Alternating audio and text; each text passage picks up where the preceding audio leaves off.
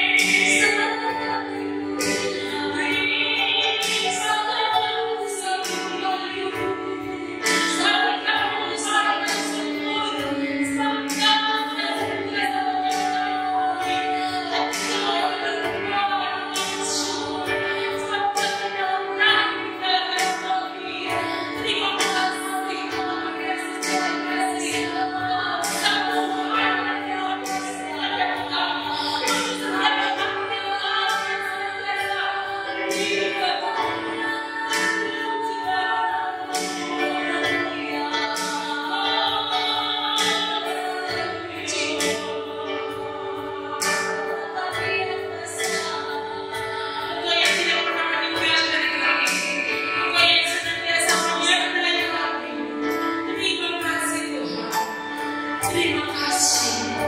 Mari semua jemaat Tuhan, semua yang mendengar daripada rekaman ini, semua yang melihat daripada rekaman ini, kita mengangkat tangan kita di hadapan Tuhan. Dan katakan terima kasih Tuhan, Engkau sudah menyertai. Engkau bersama dengan kami setiap saat, setiap waktu. Haleluya. Terima kasih. Kami tidak dapat mengenal Tuhan seperti Engkau serta dengan kami.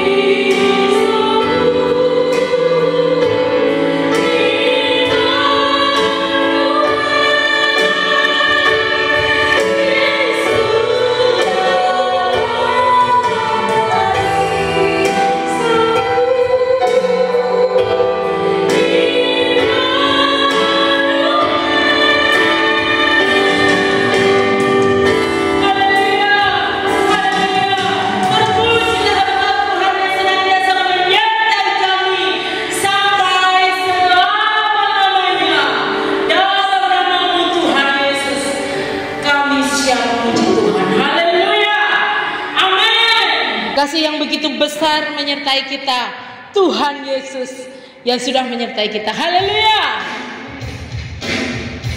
Mari kita semuanya mengangkat tangan kita kepada Tuhan. Ya, biarlah hati kita tetap memuji Tuhan. Haleluya.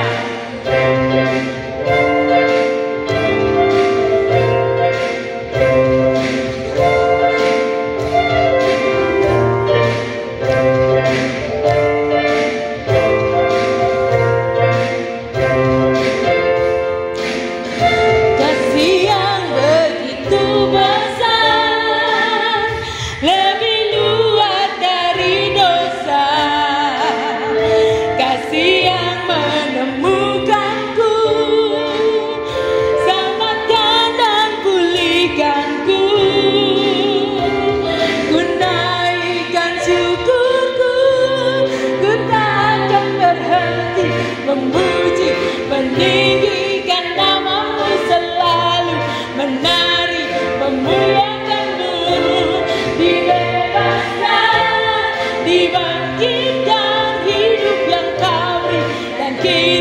hanya untukmu.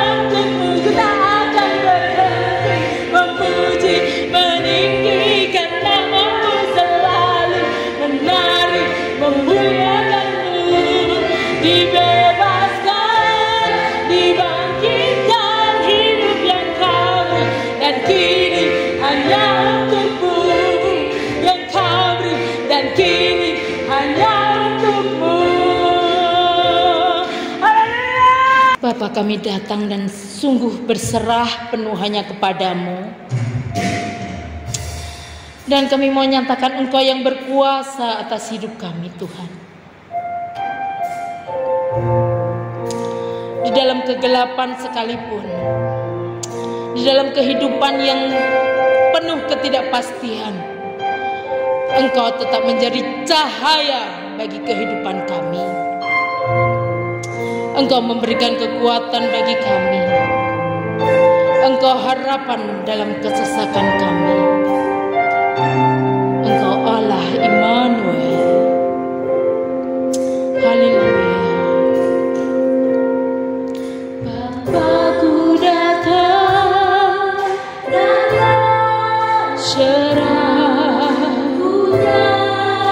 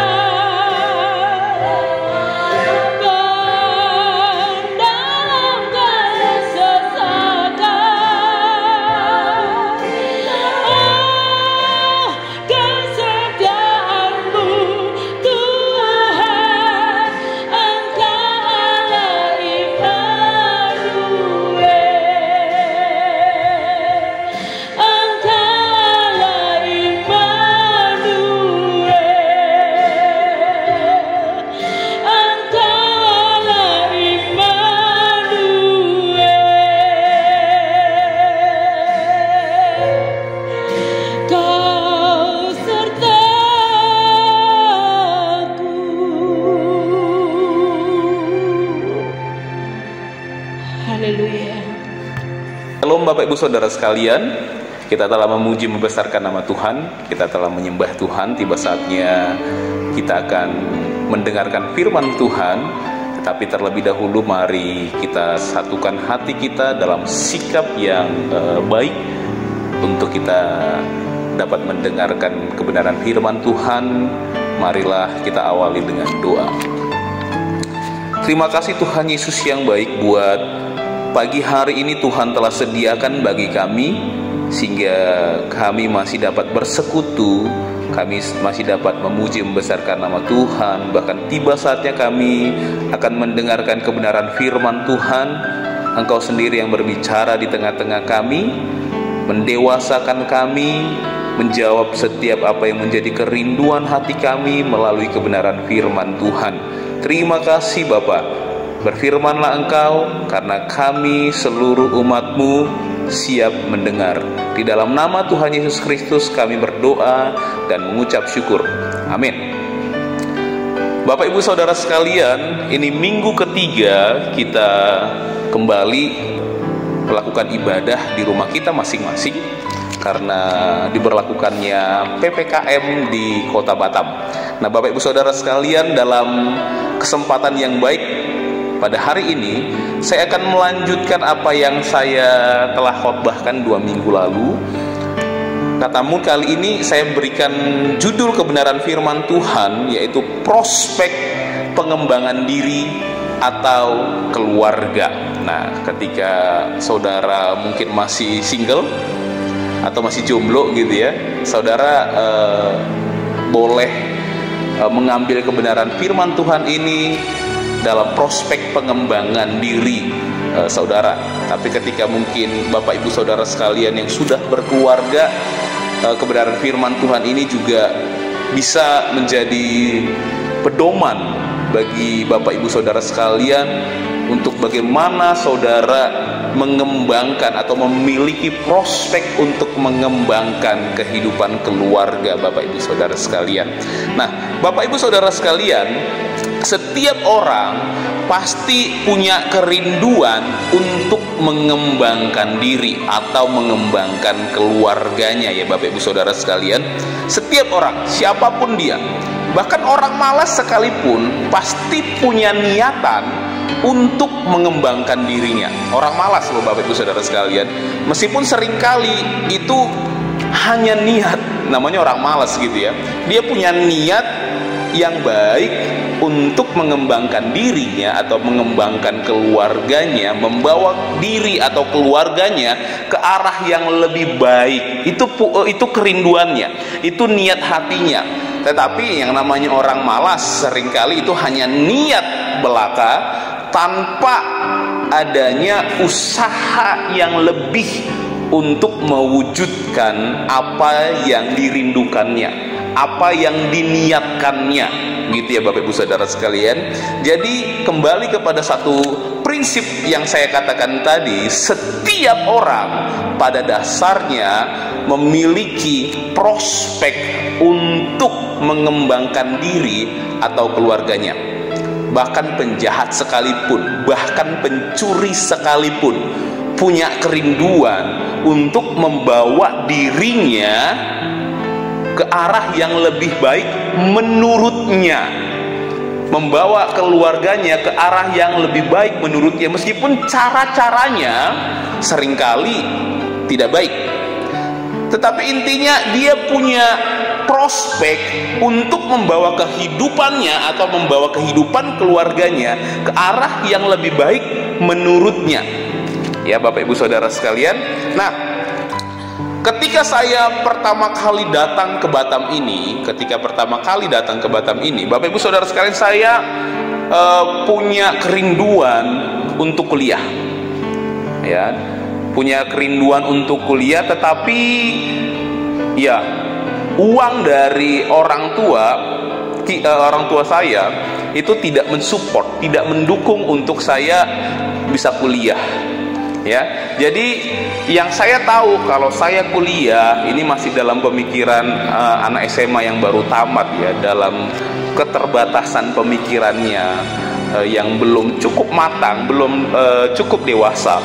Saya punya pemikiran kalau saya kuliah, saya pasti punya jenjang karir atau punya pekerjaan yang jauh lebih baik, punya penghasilan yang jauh lebih tinggi. Padahal belum tentu ya Bapak Ibu Saudara sekalian. Nah, tetapi itulah yang menjadi kerinduan saya, niatan hati saya. Saya punya prospek untuk mengembangkan diri saya harus kuliah. Bagaimanapun caranya saya harus kuliah. Sebelum saya bekerja di perusahaan di Batam ini yang ada di Muka Kuning di Batam Induk, pertama kali itu saya bekerja di PT Evok Ripa, Bapak Ibu Saudara sekalian. Yang kedua itu di PT Thomson, ya. Nah, sebelum saya masuk ke PT Evok Ripa pada saat itu, saya sudah punya niatan. Pokoknya ini sudah mendekati pembukaan untuk mahasiswa baru. Saya berpikir begitu. Tapi orang tua saya belum punya dana untuk mensupport saya secara finansial. Oke, apa yang harus saya lakukan? Sedikit kesaksian, sebelum saya kuliah pada saat itu, sebelum saya bekerja kuliah pada saat itu, saya sudah punya niat dengan Ibu Willy Sinaga untuk membuka second, baju-baju second, jual beli baju second di GMP, Bapak Ibu Saudara sekalian. Jadi kami sudah bersih-bersih ruangannya, ada lapak kecil pada saat itu. Kami sudah bersih-bersih. Pokoknya saya berpikir oke lah, ada Ibu Willy Sinaga yang mungkin jadi rekan yang mengajari saya juga untuk belajar memulai usaha ini atau bisnis ini, begitu ya.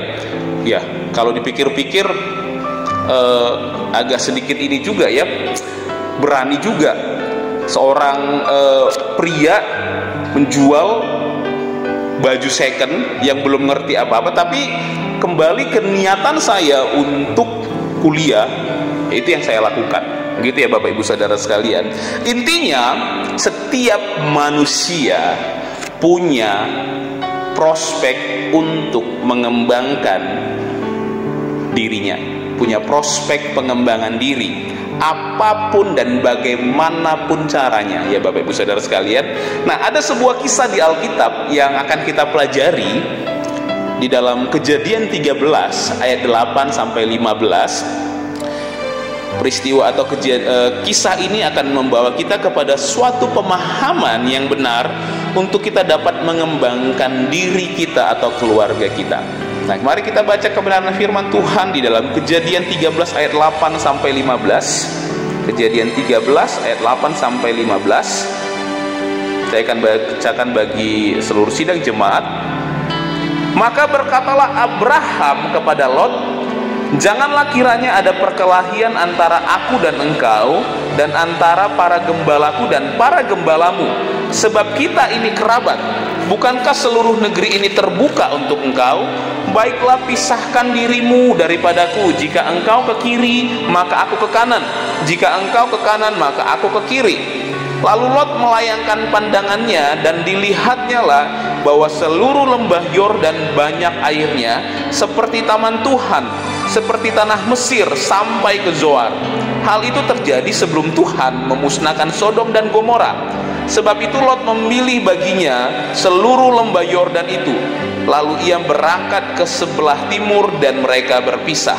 Abraham menetap di tanah Kanaan, tetapi Lot menetap di kota-kota lembah Yordan dan berkemah di dekat Sodom. Adapun orang Sodom sangat jahat dan berdosa terhadap Tuhan.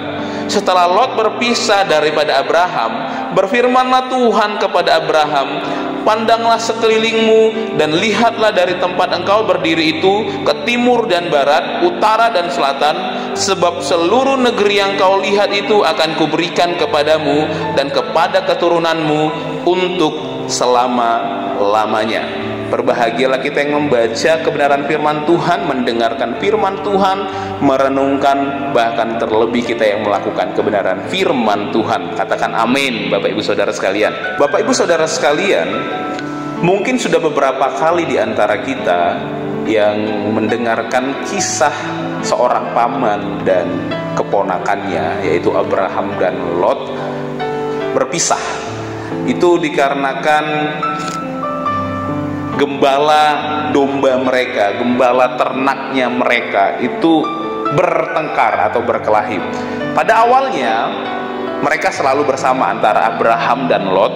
Ini paman dan keponakan yang sebenarnya cukup harmonis, Bapak Ibu Saudara sekalian. Mereka tinggal bersama-sama. Namun berkat Tuhan ternyata luar biasa bagi Abraham dan Lot, Bapak Ibu Saudara sekalian. Nah, jadi ternak mereka pun semakin banyak dan semakin banyak dari bulan ke bulan, dari tahun ke tahun. Jadi wilayah yang mereka diami, tempati, otomatis itu jadinya nggak cukup untuk memberi makan ternak mereka. Jadi mungkin ketika mereka lihat ada daerah yang rumputnya lumayan gitu ya untuk ternak mereka makan, wah, jadi seolah-olah cepat-cepatan ini antara gembalanya si Abraham dan gembalanya si Lot. Ya, ini karyawan mereka lah intinya ya. Wah, ketika lihat, di sana ada rumput tuh, gitu ya. Terus, saya duluan, mungkin kata karyawannya si Abraham. Terus karyawannya si Lot, enggak, aku duluan kok tadi nyampe, ternakku duluan yang nyampe, mungkin begitu. Jadi ribut, enggak. Karena apa? Wilayah mereka akhirnya semakin sempit. Karena ternak mereka semakin banyak, Bapak Ibu Saudara sekalian. Nah, akhirnya pertengkaran terjadi, cekcok terjadi, diputuskanlah oleh Abraham, lebih baiklah mereka berpisah. Karena kalau mereka terus di dalam kawasan yang sama, sementara ternak mereka semakin banyak dan semakin banyak, otomatis pertengkaran itu akan terjadi terus-menerus ya Bapak Ibu Saudara sekalian. Jadi pada dasarnya perpisahan mereka itu suatu hal yang cukup baik untuk mereka dapat mengembangkan diri mereka masing-masing, mengembangkan keluarga mereka masing-masing. Abraham mengembangkan keluarganya, Lot mengembangkan keluarganya juga. Nah, Bapak Ibu Saudara sekalian, di dalam sebuah prospek pengembangan diri, yang namanya prospek itu di dalamnya pasti ada yang namanya hambatan atau ancaman. Tetapi di dalamnya juga ada peluang atau kesempatan. Itulah prospek. Ketika kita berbicara mengenai prospek, kedua hal ini pasti ada di dalamnya. Ada ancaman tetapi juga ada peluang di dalamnya. Nah, Bapak Ibu Saudara sekalian, satu hal yang perlu saya bagikan kepada Bapak Ibu Saudara sekalian, bahwa hanya dengan cara yang benar, maka pengembangan diri atau keluarga kita akan berhasil. Sekali lagi saya katakan kepada seluruh jemaat Bukit Sion Mangsang yang mendengar kebenaran firman Tuhan ini, hanya dengan cara yang benar maka proses atau pengembangan diri atau pengembangan keluarga kita akan berhasil. Melalui kebenaran firman Tuhan yang barusan kita baca ini, kisah tentang Abraham dan Lot ini, Bapak Ibu Saudara sekalian, kita akan belajar bersama-sama. Di sini setidaknya saya mencatat ada dua hal untuk kita dapat pelajari agar kita dapat sampai kepada pengembangan diri atau keluarga kita, agar kita sampai kepada tujuan untuk pengembangan diri kita atau pengembangan keluarga kita, Bapak Ibu Saudara sekalian. Nah, yang pertama yang saya catat di sini, yang pertama adalah apa yang terlihat hebat belum tentu terasa nikmat. Apa yang terlihat hebat belum tentu terasa nikmat. Nah, baru-baru ini kita mendengar sebuah kabar di media sosial, di televisi, ya, di berita, bahwa ada seorang selebriti yang menikah dengan seorang pria dari keluarga terpandang, yang kalau bisa dikatakan pria ini dari golongan salah satu keluarga terkaya di Indonesia ini, Bapak Ibu Saudara sekalian. Kita mendengar selebriti ini dengan suaminya yang punya harta banyak, harta melimpah, akhirnya tertangkap polisi karena apa? Karena narkoba. Selama ini mungkin para netizen, para penggemar, para fans warga Indonesia, orang-orang melihat atau menilai, wah, enak sekali dia ya, menikah dengan keluarga terpandang, wah, keren sekali. Secara dia punya acara lagi gitu ya, punya acara yang menunjukkan kemewahan, keluar biasaan. Jadi ketika kita melihat bagaimana kehidupannya, wah, enak sekali hidupnya, wah, luar biasa, diberkati, punya kelimpahan yang luar biasa. Tapi akhirnya ketika kita mendengar berita, kita pun akhirnya dikejutkan. Kenapa orang sehebat ini, sekaya ini menggunakan narkoba? Jawabannya apa? Depresi, Bapak Ibu Saudara sekalian. Kok bisa ya orang yang sudah penuh dengan harta, yang menurut kita kayaknya wow, luar biasa, dengan segala kemewahannya, rumah yang mewah bak istana, mobil yang luar biasa, perhiasan yang luar biasa, depresi Bapak Ibu Saudara sekalian. Kok bisa ya? Sementara kita yang pas-pasan makan hari ini, cukup makan untuk hari ini, besok mau makan apa harus dicari lagi, harus diusahakan lagi. Kita sendiri bisa mensyukuri kehidupan yang Tuhan percayakan kepada kita tanpa harus kita menggunakan narkoba, obat-obat terlarang, tanpa kita harus penuh dengan depresi yang luar biasa. Seringkali kita melihat sesuatu yang hebat itu, wah, sudah pasti nikmat, sudah pasti kehidupannya luar biasa juga. Belum tentu, Bapak Ibu Saudara sekalian. Kita perlu mensyukuri apa yang Tuhan percayakan bagi kita masing-masing. Katakan amin. Nah, ketika Abraham dan Lot memutuskan untuk berpisah, Lot memilih daerah lembah Yordan. Lembah Yordan yang lahan basah, Bapak Ibu Saudara sekalian. Dalam Kejadian 13 ayat 10-11 mengatakan demikian.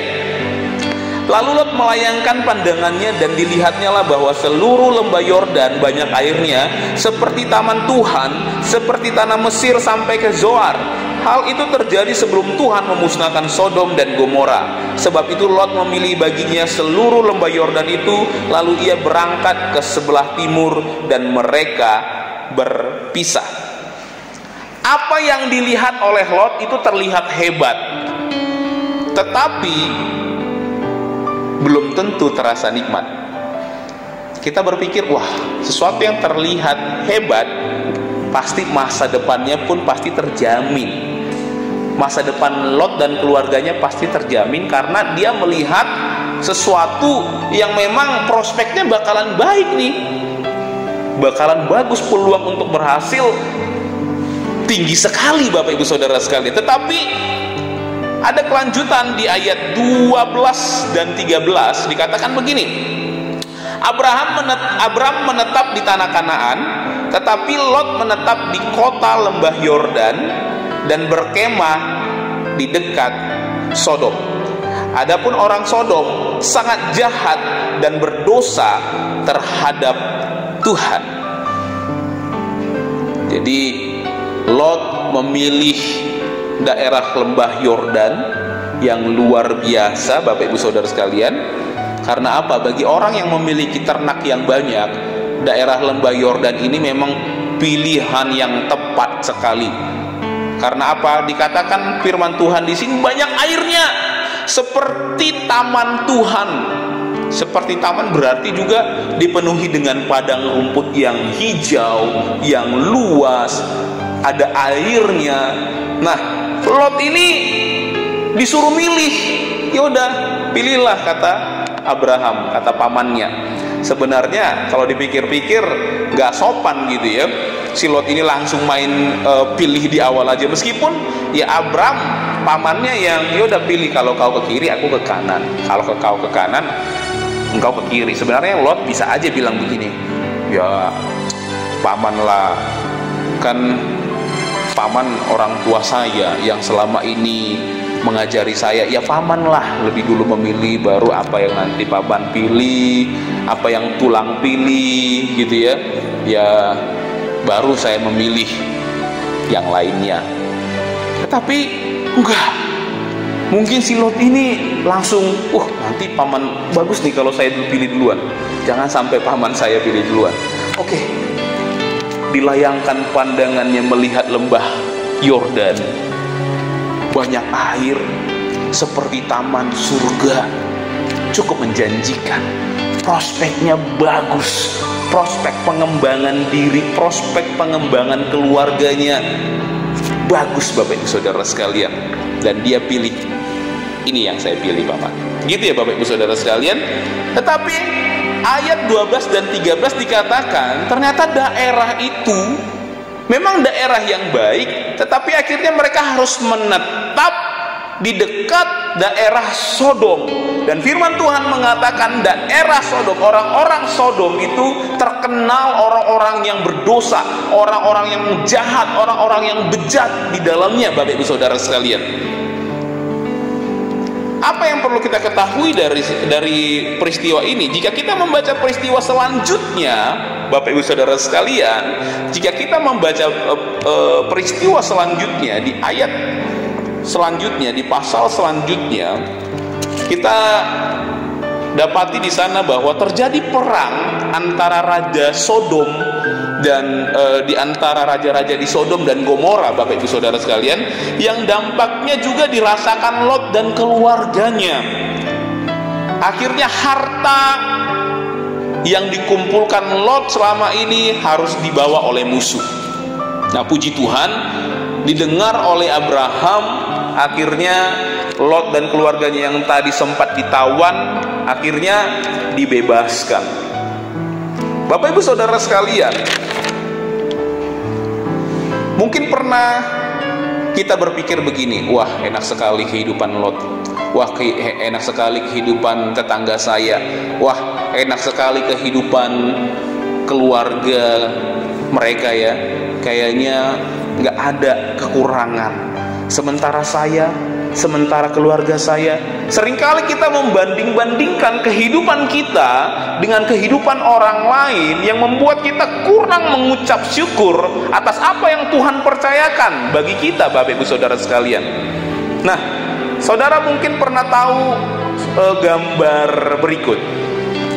Di gambar berikut kalau kita lihat, di sana ada orang yang panen wortel, ya, yang satu melihat wortelnya, yang namanya wortel di dalam tanah ya Bapak Ibu Saudara sekalian. Jadi pasti mereka hanya melihat yang muncul di permukaan tanah, yang terlihat oleh mata jasmani mereka, kasat mata mereka. Jadi yang mereka lihat, wah, daun dari wortel itu ya. Yang satu melihat, waduh, kayaknya kecil nih, karena daunnya pun kecil-kecil gitu ya. Sementara yang satu, wah, ini besar nih, karena daunnya gede-gede nih, daunnya kayaknya subur nih, besar nih, pasti punya saya yang lebih hebat. Nah, tapi apa yang kita lihat dari gambar ini Bapak Ibu Saudara sekalian, ternyata di dalamnya, di dalam tanah itu, justru dari buah wortel yang daun-daunnya terlihat lebih subur, ternyata buahnya kecil. Sebaliknya, yang daun-daunnya kecil ternyata buahnya lebih besar. Nah, Bapak Ibu Saudara sekalian, dari peristiwa Abram dan Lot ini kita mau belajar bahwa apa yang terlihat hebat belum tentu itu terasa nikmat atau hasilnya lebih baik. Belum tentu hasilnya lebih baik, Bapak Ibu Saudara sekalian. Yang berikutnya, yang kedua, kalau yang pertama tadi saya catat di sini, apa yang terlihat hebat belum tentu terasa nikmat atau belum tentu hasilnya lebih hebat ya. Yang kedua, manusia mengejar apa yang dapat hilang, namun Tuhan menyediakan yang dapat bertahan. Coba kita baca kebenaran firman Tuhan di dalam ayat 14 sampai 15. Dikatakan di sana, setelah Lot berpisah daripada Abram, berfirmanlah Tuhan kepada Abram, pandanglah sekelilingmu dan lihatlah dari tempat engkau berdiri itu, ke timur dan barat, utara dan selatan. Sebab seluruh negeri yang kau lihat itu akan kuberikan kepadamu dan kepada keturunanmu untuk selama-lamanya. Nah, Bapak Ibu Saudara sekalian, dari ayat ini, poin yang kedua yang hendak saya bagikan kepada kita melalui kebenaran firman Tuhan ini adalah manusia mengejar apa yang dapat hilang, namun Tuhan menyediakan yang dapat bertahan. Sebenarnya seperti yang saya katakan tadi, firman Tuhan ini adalah kelanjutan dari apa yang saya khotbahkan di 2 minggu lalu, Bapak Ibu Saudara sekalian, mengenai hal kekhawatiran. Orang-orang yang penuh kekhawatiran terus-menerus mengumpulkan harta, terus-menerus mengumpulkan tanpa merasa cukup. Terlalu cinta akan harta, diperbudak oleh harta, sampai-sampai nggak pernah menikmati hidupnya. Kalau kita lihat kehidupan Lot ini, Bapak Ibu Saudara sekalian, sepertinya memang kehidupan keluarga ini terlalu cinta akan harta, cinta uang. Kenapa saya katakan begitu? Ketika peristiwa Sodom dan Gomora diporak-porandakan oleh Tuhan, sebelumnya malaikat Tuhan datang kepada Lot, kepada keluarganya, untuk memberitahu mereka harus pergi dari daerah itu karena daerah itu akan diporak-porandakan oleh Tuhan. Ketika mereka harus pergi meninggalkan Sodom, itu berat. Karena apa? Prospek pengembangan keluarga mereka terjamin, sepertinya bakalan berhasil terus. Mereka terlalu cinta akan harta. Jangan menoleh ke belakang. Malaikat Tuhan katakan kepada keluarga Lot, kepada istrinya, kepada anak-anaknya, berjalanlah terus, jangan menoleh ke belakang. Tapi apa yang terjadi? Istri Lot menoleh ke belakang. Dia jadi apa? Jadi tiang garam. Karena apa? Berat hatinya. Hartaku, emasku, kalungku, permataku, aduh, baru ku beli itu spring bed yang mahal itu, TV terbaru itu. Kita terlalu cinta akan harta dunia. Lembah Yordan membuat kita kehilangan arah yang sebenarnya. Kita melihat dari pandangan kasat mata, dari mata jasmani saja, Bapak Ibu Saudara sekalian. Terlalu cinta akan harta, terlalu khawatir, terus-menerus sampai nggak menikmati hidup, Bapak Ibu Saudara sekalian. Disuruh Tuhan sudah baik mau menyelamatkan keluarga ini, karena pada dasarnya mau diporak-porandakan semuanya. Tetapi Abraham memohon,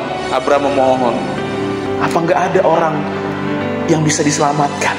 Pada dasarnya dia berharap agar Lot beserta seisi rumahnya dapat diselamatkan, begitu ya. Akhirnya apa yang menjadi kerinduan hati Abraham didengar oleh Tuhan. Akhirnya malaikat Tuhan datang kepada Lot dan keluarganya. Oke, Tuhan mau menyelamatkan keluarga ini. Berjalan terus, jangan menoleh ke belakang, tapi tetap saja jadi tiang garam. Ya Bapak Ibu Saudara sekalian, Lot dan keluarganya mengejar apa yang dapat hilang. Terlalu khawatir. Tetapi apa yang terjadi kepada Abram, Bapak Ibu Saudara sekalian? Apa yang terjadi kepada Abram? Tuhan menyediakan yang terbaik bagi Abram, sesuatu yang nilainya dapat bertahan. Tuhan memberkati Abram menjadi bapak orang percaya. Ternaknya semakin diperbanyak. Yang pertama, apa yang terjadi kepada Abraham? Dia tidak terpaku atau tidak disilaukan dengan apa yang terlihat oleh mata jasmani. Dia tidak disilaukan dengan itu. Dia kasih kebebasan kepada Lot untuk memilih. Setelah itu Tuhan berbicara kepadanya. Dia lebih mendengarkan apa yang Tuhan mau untuk dia lakukan. Sementara Lot hanya melihat apa yang terlihat oleh kasat matanya. Dia disilaukan dengan pemandangan-pemandangan yang menggiurkan, Bapak Ibu Saudara sekalian. Dan akhirnya sesuatu nilai yang sifatnya sementara terus dikejar, sementara Abram mendapatkan nilai yang dapat bertahan kekal. Bapak Ibu Saudara sekalian, ada firman Tuhan yang mengatakan, carilah dahulu kerajaan Allah, maka semuanya akan ditambahkan kepadamu. Demikian kebenaran firman Tuhan. Biarlah seluruh sidang jemaat Tuhan, masing-masing kita memiliki prospek untuk mengembangkan diri kita, mengembangkan keluarga kita ke arah yang lebih baik. Tetapi ingat, hanya dengan cara yang benar, maka kita bisa sampai kepada tujuan akhir, kepada keberhasilan untuk membawa keluarga kita, membawa diri kita dalam pengembangan diri yang sesuai dengan Tuhan mau. Bapak Ibu Saudara sekalian, mari kita bersatu di dalam doa. Terima kasih Tuhan Yesus yang baik buat firman Tuhan pada malam hari ini yang telah mengajarkan kami untuk kami dapat mengembangkan diri kami, keluarga kami ke arah yang lebih baik, namun dengan cara yang benar, bukan mengandalkan kekuatan kami, bukan melihat secara kasat mata saja, tetapi kami benar-benar melibatkan Tuhan di dalamnya, karena kami tahu Tuhan pasti akan membawa kami ke arah yang benar. Terima kasih Tuhan buat kebenaran firman Tuhan. Berkati seluruh sidang jemaat Bukit Sion Mangsang, berkati seluruh jiwa-jiwa, seluruh orang-orang yang mendengar kebenaran firman Tuhan ini. Di dalam nama Tuhan Yesus Kristus kami telah berdoa, mengucap syukur, kami telah mendengarkan kebenaran firman Tuhan. Amin. Tuhan Yesus memberkati.